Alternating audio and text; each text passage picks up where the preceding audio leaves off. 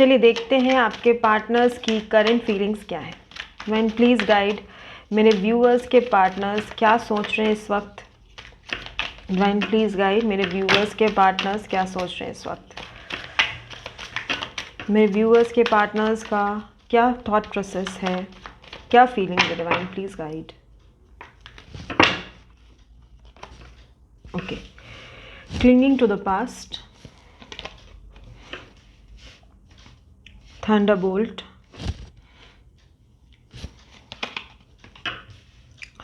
Flowering, playfulness,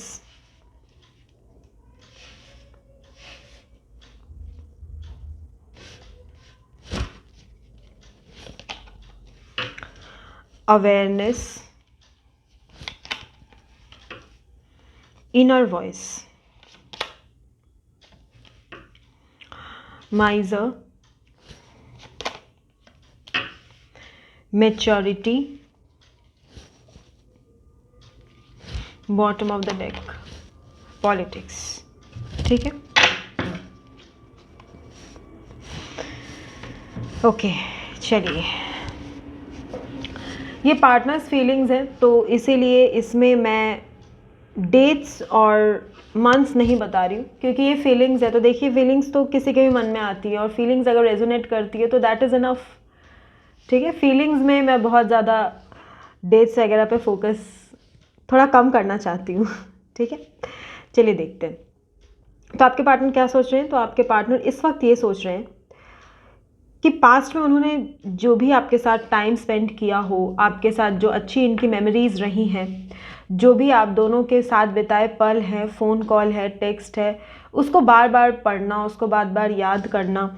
अगर आप कहीं घूमने गए थे उस जगह को याद करना, कुछ फ़ोटोज़ होंगे उनको देखना। ये इस वक्त आपके साथ बिताए हर लम्हे को याद कर रहे हैं। ऐसा लगता है जैसे उन यादों को ये पकड़ के बैठे हैं, उन यादों से ये जुदा नहीं होना चाहते। आप इस वक्त साथ है या नहीं है, आप नो कांटेक्ट में हैं या लेस कांटेक्ट में हैं, या अगर अलग हैं या साथ हैं, पर इन यादों से ये एकदम जुड़े हुए हैं। इन्होंने इन यादों को गले से लगा के रखा है और ये इन यादों से सच कहिए तो जुदा होना ही नहीं चाहते। इन्हें ना लेट गो करने में बहुत डर लगता है। इन्हें ऐसा लगता है कि जैसे अगर इन्होंने लेट गो कर दिया तो सब चीज़ इनका बिखर जाएगा। आपकी यादें, आपकी बातें, आपकी मेमोरीज, पता नहीं ये इतना ज़्यादा अपने मन के अंदर डाल के रखे हैं ना, ऐसा लग रहा है मेरा ही दिल भारी हो गया।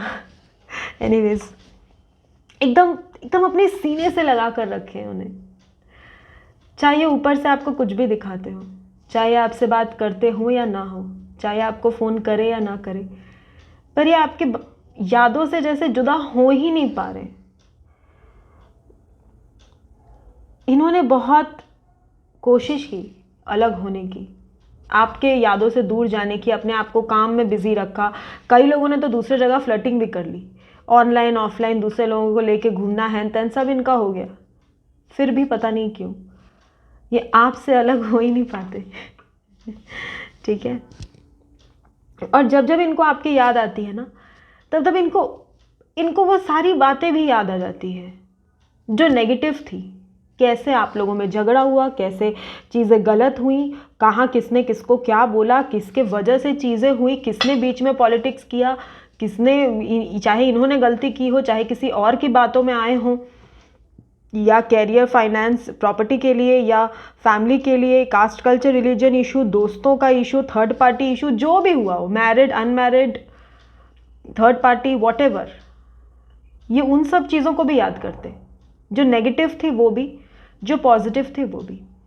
मुझे इस वक्त जो ये लग रहे हैं, इनका माइंडसेट अभी ऐसा है ना कि ये पास्ट में जी रहे। जैसे पहले क्या हुआ था, ये उस पास्ट को ही पकड़ के एकदम बैठ गए।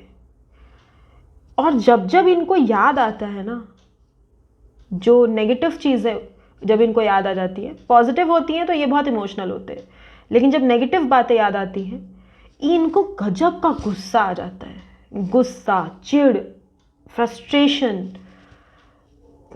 मतलब ऐसा लगता है कि जैसे सब चीज़ छोड़ छाड़ के बस जो करना है कर दे, जो होगा बाद में देखा जाएगा, इस टाइप का। इनके अंदर बहुत negative flow of emotion start हो जाते हैं जब ये तुरंत पास्ट में जाते हैं। ये सोचते हैं कि अगर इन्होंने किसी और की बात ना मानकर या सोसाइटी या इधर उधर की चीज़ें या कास्ट कल्चर रिलीजन डिफरेंस, जो भी आप लोगों में डिफरेंस रहा हो, ये सब बातें ना सोचकर अगर इन्होंने अपनी मन की बात सुनी होती, दिमाग से डिसीजन ना लेके अपने मन से डिसीजन लेते, तो आज वो कितने खुश होते, सब कुछ होता उनकी लाइफ में, आप होते, वो होते, एक खूबसूरत सी लाइफ होती। ये झगड़ा झमेला, ये सिचुएशंस, ये सब कभी होती ही नहीं अगर इन्होंने अपने मन की बात सुनी होती, पर ये नहीं कर पाए। और ये मतलब इस रिश्ते की ग्रेविटी को पहले समझ नहीं पाए। ये बस ऊपर ऊपर का रिश्ता रहा, सोचने समझने की बातें जब आई तब तक समय निकल चुका था। इनको ऐसा भी लगता है इनको और पहले स्ट्रॉन्ग डिसीजन लेना चाहिए था, इनको अब ऐसा लगता है। क्या होता है ना कि ऊपर से तो हम व्हाट्सएप में, इंस्टाग्राम में खूब फोटो वीडियो अपडेट कर देते हैं, लेकिन हमारे मन के अंदर की बातें हमारा मन हमें कभी माफ़ नहीं करता। पता है, अगर हमने किसी के साथ अनफेयर किया हो ना तो हम ही नहीं जी पाते। जो दूसरा बंदा होता है वो फिर भी रो धो के 2-4 दिन रो के 10 दिन दुखी हो के 11वें दिन वो जी लेता है। लेकिन अगर हमने किसी के साथ फेयर नहीं किया, चाहे कुछ भी सिचुएशन हो, चाहे ना चाहे, चाहे अनजाने हो, चाहे जैसे भी हो, चाहे किसी और की वजह से भी क्यों ना हो, हमारा मन हमें नहीं छोड़ता। मन को बेवकूफ़ बनाना इतना आसान नहीं होता। तो इनको ना अब एक अजीब सी अवेयरनेस आ गई है। इनको लगता है कि इनके केयर फ्री और प्लेफुल और just like that casual attitude, fight ना करना, स्टैंड ना लेना, अपनी बातों को खुल कर ना कहना, इमोशंस आधा बोले 5-10-20% बोलेंगे, बाकी कुछ नहीं बोलेंगे, इस तरह की हरकतें, ऑन ऑफ सिचुएशन, कभी आपको कोई क्लैरिटी ना देना, आप बात करना चाहो तो रिस्पॉन्स ना देना, या फिर वही बात लेके तुम बैठ जाती हो, यही सब बोलना। इनको समझ में आ रहा है कि यही सब चीज़ आज इस दूरी का कारण बना है। इनके कुछ ऐसे लोग थे इनके आसपास जिन पे इनको बड़ा भरोसा था, ठीक है, जिन पे इनको आपसे भी ज़्यादा भरोसा था। आप पे तो बहुत कम भरोसा था, बाकियों पे ही बहुत ज़्यादा। मतलब होता है ना, हमारे लिए जो हमारी ज़िंदगी में लोग होते हैं, लगता है कि जैसे भगवान का दूसरा रूप हो गए। उनकी असलियत ये कभी जान नहीं पाए। अब इनकी अवेयरनेस में आ गया है कि किसने इनके साथ सही किया, कौन सही था, कौन गलत था। मैच्योरिटी के साथ आप सोच रहे हैं। पहले अगर ये दूसरों की बातों में आ जाते थे, किसी ने कुछ कह दिया, हाँ उसके बाद में आ गए, और उसके बाद में आकर के आपके साथ गलत कर देना, आपको 10 बात सुना देना, आपको गलत ठहराना, ये सब अब इनको समझ में आ रहा है इनकी गलती कहाँ थी। और आप तो हमेशा से सही थे, ये अब इनको समझ में आया है। तो ये अपनी इनर वॉइस को सुनना चाहते हैं, पर पता है इनको कोई रास्ता नहीं मिलता। ऐसा लगता है जैसे ये बस एक थॉट प्रोसेस में अटक के रह गए हैं, इन्हें कुछ समझ में ही नहीं आता। और ये इतना कंफर्ट हो गए हैं उसी चीज़ को सोचने में कि इनके ब्रेन इनको ऑटो सजेशन में ले गया है। ये आप इनके दिमाग का ऑटो सजेशन हो, सब समय आपके ही बारे में ये सोचते हैं, परमानेंट ये आपके बारे में सोचते हैं। फिर कोई काम के बारे में सोचे या हल्का फुल्का कोई आ गया, कोई मिल लिया, कोई काम हुआ, ठीक है, दिमाग में 24/7 ये आप ही को सोचते हैं। और उन लोगों को सोचते हैं जिनके वजह से आप लोगों के बीच आज डिफरेंसेस है, या जो भी वजह रही हो आपके डिफरेंस की, सबके लिए तो अलग वजह होगी ना, उस वजह को सोचते हैं, उन लोगों को सोचते हैं जिन पे इन्होंने इतना बिलीव किया और आज आपके रिश्ते की दूरी का कारण वो लोग ही बन गए। ये लोगों को ठीक से समझ नहीं पाए, ये आपको ठीक से समझ नहीं पाए, इस रिश्ते को ग्रेविटी नहीं दे पाए, सपोर्ट नहीं कर पाए, आप ही करते रह गए, ये तो कुछ दे ही नहीं पाए। इन सब बातों को, आपकी यादों को बिल्कुल समेट के रख लिए हैं। और इनका कॉन्फिडेंस जैसे इस वक्त जब मैं ये रीडिंग कर रही हूँ ना, इस वक्त जैसे एकदम ढीले से पड़ गए, एकदम कॉन्फिडेंस ख़त्म हो गया है। क्या करें, क्या बोले।